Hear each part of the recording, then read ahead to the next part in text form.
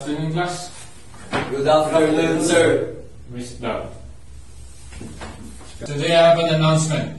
We will be going on a field trip. This field trip requires many materials. Pag wala kayo ng mga gamit dito, hindi kayo eligible mag-join. Is that understood, class? Yes, sir. Okay. Wala naman akong gamit. Kailangan kong humingi kay mama ng pera. Kasi kung hindi ako makahingi, baka hindi ako makasama bukas. Walang gamit.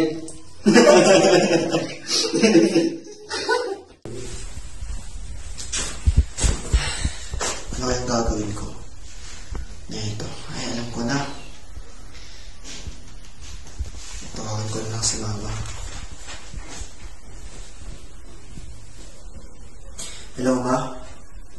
Matanong ko lang po sana kung pwede po humingi po ako ng pera para po sa gaganapin bukas sa school namin. May field trip po kasi kami. Sabi po ng guro namin, hindi raw po makakadalaw yung mga estudyanteng wala pong dalang gamit. Kung pwede lang po, ma. Pawin na lang po ako sa inyo. Bawal! Wala na tayong pera. Huwag ka munang sumama. Dala niyo na ba gamit niyo? Yes, sir. Kompleto ba lahat? Yes, sir. Yes, sir. Sir, si Bridge po, may gamit pero kulang. Nako, paano yan, Bridge? Sir, Oh, may yun, Maddox. dala po akong extra gamit kung okay lang po ipahiram ko muna kay Bridge para makasama this field.